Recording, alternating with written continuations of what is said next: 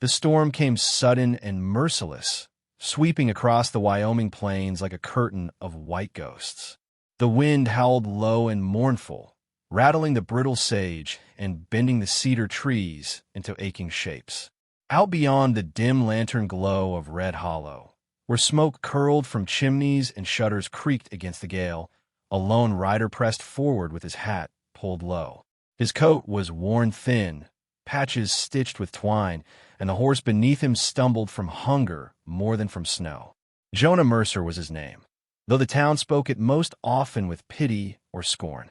He was the poor cowboy, the man who had lost his land, who buried his kin too soon, who worked now and again for a day's meal, but carried no future but the road.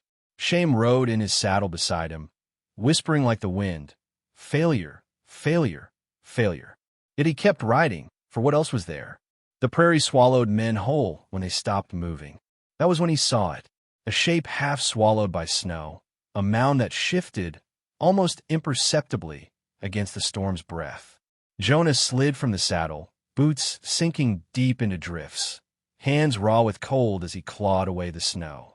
Beneath his fingers was not earth but hide, frozen and stiff. Then, a shudder, the faintest tremor of life. A horse, Amade, heavy with foal. She lay buried to her neck, eyes glassy with despair, her sides heaving in shallow rhythm. Frost clung to her lashes, ribs sharp beneath her skin. She should have been long gone, another ghost claimed by the Wyoming winter, and yet she still breathed. Jonah's heart caught in his throat. He tore at the snow until his hands bled, until nails cracked, whispering to her as if words could thaw bone and sinew. "Easy, girl, don't give up now." His voice cracked with both desperation and something deeper, something near reverence. The storm drove needles of ice into his face, but he would not stop. When at last her legs kicked free, he staggered to his horse and looped a rope, coaxing her forward, step by painful step, until both animals leaned into him for strength he did not truly have. The cabin came into view through sheets of white, a shack more than a home, squatting low against the wind, its roof bowed, its logs weather-dark. Jonah pushed the mare inside, shut the storm behind them, and fell to his knees on the earthen floor. Lantern light painted shadows on the walls, shadows of a man too weary for pride. He piled blankets over the mare, rubbed life back into her flesh, shared what little oats remained in his bin. The air filled with her labored breathing, the soft tremor of her ribs rising and falling. Jonah sat close, shoulders bowed, whispering prayers he had not spoken in years. A knock startled him. Not the storm. No, this was human. The door opened, and in stepped Clara Whitfield, her shawl powdered with snow. Widow of 2 years, keeper of a small homestead down the creek. Her eyes scanned the scene, the gaunt cowboy kneeling by a half-dead horse, the near-empty cabin, and settled on him with something between pity and reproach. "Mercer," she said softly, voice steady though her cheeks were flushed from the cold. "What foolishness is this?" Jonah looked up, but words would not come. His cracked hand rested on the mare's neck, as if that touch explained everything. Clara's eyes lingered on the horse, then returned to him, sharp with unspoken judgment. She knew the stories, the debts, the failures, the way the town measured Jonah, and found him wanting. And now this, saving a broken animal where he barely saved himself. Outside, Red Hollow's gossip already stirred. They would laugh in the saloon, mutter by the well. Jonah Mercer, poor fool, digging horses out of snow when he couldn't dig himself out of ruin. Clara warned him gently not to waste his strength, but he only bent back over the mare, silent, stubborn, a man clinging to something the world no longer valued. The storm eased by dawn. Pale lights spilled through the small window, touching the mare's breath in clouds of white. Jonah leaned against the wall, eyes half closed from exhaustion, yet a fragile peace hovered over him. Clara paused at the doorway, her shawl gathered tight, and for a moment her gaze softened. She turned away, but not before a flicker of something unreadable passed between them. Sometimes the world measures a man not by what he wins, but by what he refuses to abandon. And in that frozen morning, Jonah Mercer, the poor cowboy, chose to stand beside life when all else had already left him. Winter did not ease so quickly in Red Hollow. Snow still lay deep in the gullies, and the wind still gnawed at every bone. But within Jonah Mercer's cabin, there was a slow thaw no one but he could feel. Each day he rose before the pale sun, fed the mare from his dwindling stores, and whispered encouragement to her swelling belly. His own ribs showed as plainly as hers, yet he never faltered. Hunger was easier to bear than silence, and for the first time in years, the silence of his cabin was shared. The town watched as towns do. In the saloon, men laughed over mugs of whiskey, shaking their heads.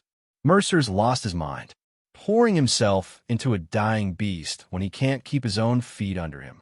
At the well, women whispered with baskets on their hips, wondering if it was pride or desperation driving him. Red Hollow was small, and small places carry long shadows of judgment. But Jonah heard none of it, or perhaps he did, and bore it like a stone in his boot, ever present, but never enough to stop his steps. Clara Whitfield began appearing at his door without much explanation, sometimes with old linens to line the stall, sometimes with dried herbs, sometimes only with her presence. She said little, her grief still thick about her shoulders, but she stayed long enough for the lantern to burn lower. At first Jonah kept his eyes on the floorboards, uneasy beneath her quiet scrutiny, but slowly a rhythm grew. He mended her fence without being asked. She left bread on his stoop without a word. They spoke little, but in their silences there was something softer than loneliness, something like the sound of thawing ice in spring. The mare's strength returned little by little. Her eyes grew bright again, and when Jonah stroked her neck, she nudged him with a gentle insistence, as though she, too, understood what it meant to rise after ruin.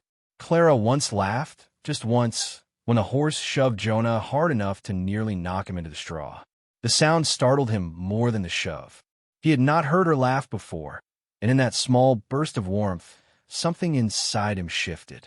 Then, one night, the storm returned. The wind beat at the walls, the sky split with lightning, and inside the cabin the mare began to tremble. Jonah knew before he saw the signs. Her time had come. Panic surged through him. What if she couldn't survive it? What if all his care led only to another grave in the snow? He fumbled, clumsy and desperate, until a knock split the gale. Clara, breathless and drenched, entered with a lantern lifted high. Her presence steadied the room. She knelt beside Jonah, eyes clear, voice calm. Hold her steady. Breathe with her. The labor stretched on, hours feeling like days. The cabin filled with steam and cries and Jonah's shaking hands. He prayed aloud without shame, tears streaking his dirt-worn cheeks.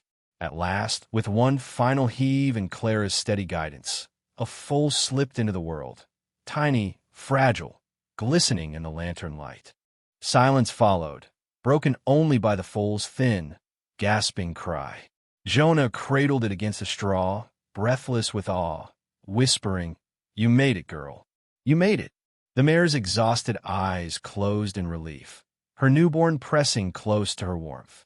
Jonah's shoulders sagged, and for the first time in years, he wept without bitterness. Clara laid a hand upon him, her touch light but sure, and in that gesture was more than comfort. It was kinship, a binding of two lives long frayed. By morning, word had spread. Red Hollow gathered near the cabin, boots crunching on hard snow, faces marked with curiosity and disbelief. The same mouths that had mocked now gaped at the sight. The poor cowboy, standing beside a living mare and her newborn foal, light spilling around him like benediction. Children pressed forward to glimpse the foal's shaky legs. Women murmured, men tipped their hats. No one laughed now. Jonah said nothing, offered no triumph. He simply opened the stall door, leading mare and foal into the pale winter sun. His shoulders were still thin beneath his patched coat, but his step carried a weight no mockery could bend. Clara walked with him, steady at his side, her shawl drawn close but her gaze unflinching. Together they faced the town's astonishment, their silence louder than any declaration. Clara leaned close, her voice almost lost to the wind. Maybe you saved more than a horse. Jonah's lips curved into the smallest smile, a quiet, trembling thing, but it held a strength that surprised even him. For the first time, the shame he had carried like iron seemed to melt, leaving only dignity and a strange, tender hope. And so the poor cowboy, who once was mocked as a fool, found himself not measured by loss, but by endurance, by the simple, stubborn refusal to abandon life when all else was buried. Remember this, friend. Sometimes the world will cover you in snow and scorn, pressing until you can scarcely breathe. But if you keep digging, even with bare and bleeding hands, you may find not only a life waiting for rescue, but your own heart thawing in the frost, ready to rise again.